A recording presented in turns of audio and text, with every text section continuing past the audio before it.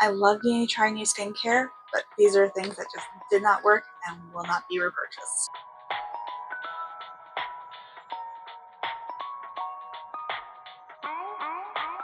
I'm going to be de-influencing both of us from buying these products. For me, I'm telling myself that I can't buy these again because they did not work for me the way that I'd hoped they would. So hopefully this can help you save a little bit of money if you were looking at these. Some of these are pretty viral, so it might help you make a better decision for yourself if you're in a similar boat to me. So first product I'm going to talk about is the Serum by Me. Their AHA BHA 30-Day Miracle Toner. I like to keep some sort of AHA BHA product in my routine. This one was the one that I wanted to try. I'd seen a lot of positive reviews of it, so I thought I would give it a try. One, I don't love the amount of essential oils that are in these. I first actually had also bought the serum from this line. I had to give that to my friend because while my skin usually is pretty, well, my skin doesn't break out a lot, I typically know what stuff to avoid. That one I tested out and my skin hated it. So I wanted to still give a solid shot to the toner, make sure that it gets a separate chance, and it just did not work out. I have not really been impressed by it. Still giving it a go every now and then, but overall it doesn't seem to help my skin, and it's definitely too harsh for me to use every day. So if you have skin that's a little bit more sensitive, you still like to have something that's a little bit deeper exfoliation, let me know what products that you've been using and what ones I should try next. Next product is a relatively viral one. This is the Biodance Bio-Collagen mask. The one that you either wear for 3 hours or overnight. For me, this did not want to stay on my face, and it was like falling apart. Both of those are not conducive towards me actually keeping it on.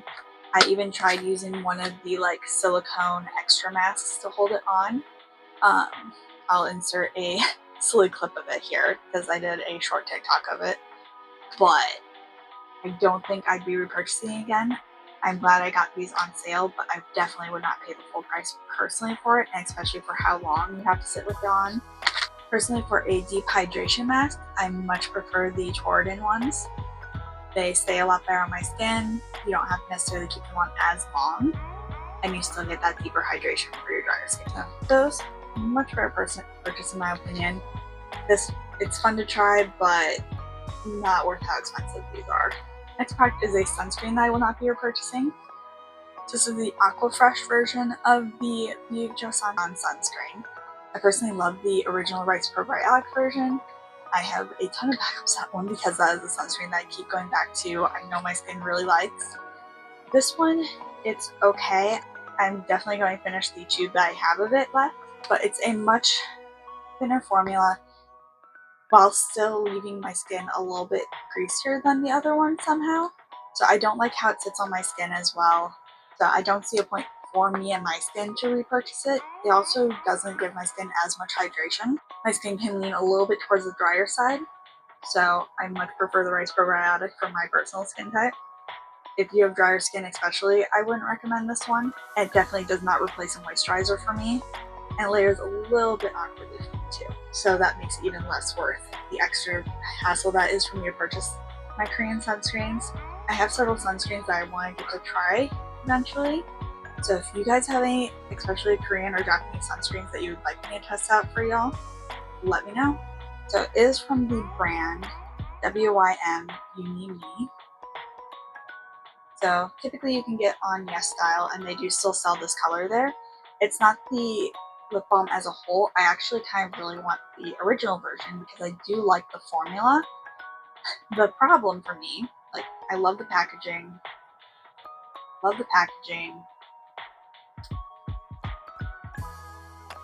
The problem is, would love the original honey lip balm that has no color. This is the one that has a pH adjusting, but not to pink. If it was even just like a pink, those actually tend to work out okay for me, especially if it's a more subtle one. This is like a orangey red.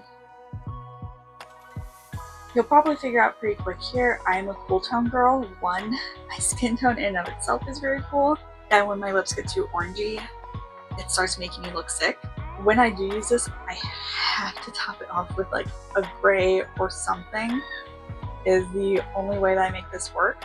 But I do love the texture of it, so would love to get the original version, but I would not repurchase the shade of it. So that is very specifically why this one did not work for me. So the next two aren't technically skincare, but they are base steps for me. One is a primer and one is a BB cream. So I'm still going to have them be within the skincare I'm not repurchasing. The next product is specifically the purple version of the MISSHA BB cream. So I have it in shade 13, just like I have the original. The original I definitely would rebuy still.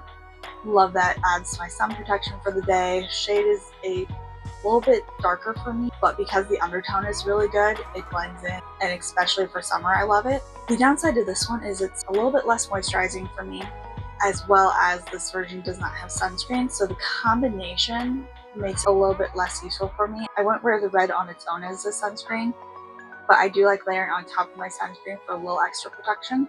And I wouldn't wear this as just normal foundation for me personally, as I don't see it as very long wearing. So the combination of that and the fact that it's less product and a lot of times more expensive than the red MISSHA BB cream, the only benefit that I can see is if you really cannot do the fragrance of the original. So it does have a little bit of a better scent, but other than that, I can't see it as being worth the extra cost that is for the smaller size. They did change the packaging recently, but it is still a smaller size than the original. The original comes in around 1.7 ounce, and this one comes in around a 1 ounce. So it's a lot less product. A lot of times it's more expensive. So for those two reasons, I don't think I'm going to repurchase it.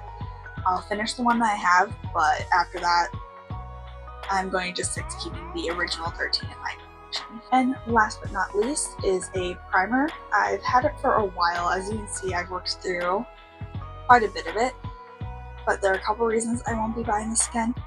One, I'm trying to limit my buying of e.l.f. for a lot of reasons.